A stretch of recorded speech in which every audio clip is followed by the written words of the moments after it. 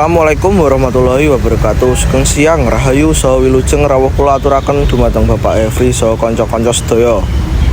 Ing kesempatan menika kula aturaken pambagya pangabekten dumateng panjenengan sedaya ingkang sampun kersa mirsani lan mirengaken presentasi saking kelompok kula. Mugi tansah keparingan sehat lan kebahagiaan saking Gusti Allah Subhanahu wa taala. Kula ngaturaken panuwun ingkang saestu dumateng Bapak lan Ibu guru ingkang sampun waringi wedal saha pangestu lan dumateng kanca-kanca sedaya ingkang sampun paring dukungan supados acara menika saged kelampahan kanthi becik lan lancar.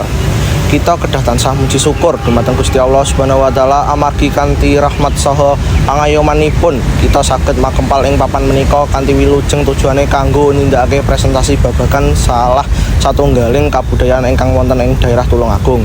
Saderengipun mlebet dhateng acara, kula badhe ngenalaken rumiyin kula Rizal Ahmad Dinsyat saking kelompok upacara panggih manten ingkang badhe nyerengane acara presentasi budaya ing dinten menika. Para rawuh ingkang kinurmatan ing acara menika kula badhe ngandharaken laporan kanthi urut ingkang wis dipun siapaken.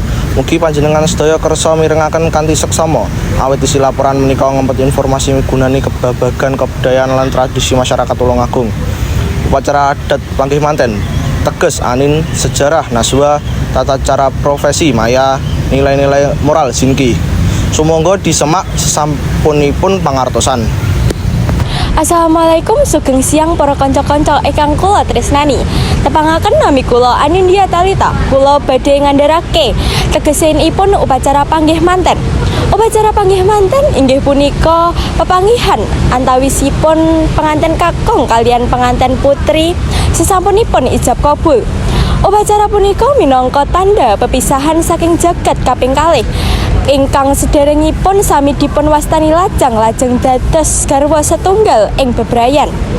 Sajroning upacara punika wonten menika tata cara utawi ritual tradisional kados balangan suruh, ijik sekar, ngidak endhog, tumtek punjen lan kacar-kucur. Ingkang kabeh gadah tegese jero minangka pralambang katresnan, tanggung jawab lan kesetiaan antawisipun penganten kalih. Upacara panggih manten punika dados puncak upacara mantenan adat Jawi amargi ing wekdal punika penganten kakung kaliyan penganten putri dipun anggep sampun manunggal dados garwa setunggal kanthi pangestu saking para sesepuh lan tamu ingkang rawuh. Cekap semanten pengandaran saking kula menawi wonten lepat kula nyuwun pangapunten. Wassalamualaikum warahmatullahi wabarakatuh. Assalamualaikum, sugeng siang para kanca-kanca ingkang kula tresnani. Tepangaken nami kula Naswa Wulan Rahmadanti. Kula badhe ngandharake sejarah upacara panggih manten. Sejarah upacara adat panggih manten punika gadah oyot saking jaman Wali Songo. Utamane dipun gayutaken kaliyan Sunan Kalijaga ingkang nyipta minangka salah satunggaling cara nyebarake agama Islam ing tanah Jawi kanthi ngadaptasi tradisi lokal. Upacara punika ingkang tegesipun panggih yaiku ketemu, ngemot, prambalang panyawijining kalih manten sesanipun ingkang sah. Upacara punika ugi minggunakaken simbol-simbol saking cariyos Nabi Adam lan Siti Hawa kados takembar mayang kangge paring piwulang babagan nilai-nilai agami lan kesucining bebrayan. Cekap semanten pangandarang saking kula menawi wonten lepat kula nyuwun pangapunten. Wassalamualaikum warahmatullahi wabarakatuh. Assalamualaikum, sugeng siang para kanca-kanca ingkang kula tresnani. Tepangaken nami kula Maya Azalia, kula badhe ngandharaken tata cara upacara panggih manten. Setunggal ngaturaken sanggan. Pihak kakung maringaken sanggan gadah isi gedang raja, benang lawe, sedah lan sekar dhateng tiyang sepuh putri. Kalih balangan gantal. Kaping kalih panganten sami-sami balang lintingan ron sedah. Telu, ngidak tigan ranu padha. Panganten kakung ngidak tigan lajeng garwanipun ngusadani samparanipun. Sekawan kanten asta. Kaping kalih ipun pedangan asta tumuju pelaminan. Gangsal nyindur. Ibu nutup pamidangan panganten kaliyan nyamping sindur. Rama ngater dhateng pelaminan. 6 tanem lebet. Rama nglenggahaken kaping kalih panganten wonten pelaminan. 7 kacar kucur. Panganten kakung nuwangaken biji-bijian lan arta dhateng pangkoning garwanipun. 8 dahar klimah. Panganten kakung maringi 3 kepalan sekul jene dhateng garwa. 9 ngunjuk rujak degan. Panganten lan tiyang sepuh putri unjuk rujak degan sareng. 11 mapak besan. Pihak putri medhok tiyang sepuh panganten kakung. 11 sungkeman. Kaping kalih panganten sumungkem nyuwun donga restu tiyang sepuh. Cekap semanten pangandaran saking kula menawi wonten lepat kula nyuwun pangapunten. Wassalamualaikum warahmatullahi wabarakatuh. Assalamualaikum warahmatullahi wabarakatuh. Sugeng siang kanca-kanca, tepangaken nami kula Muhammad Jin Kapitara badhe ngandharaken nilai-nilai moral upacara adat panggih manten.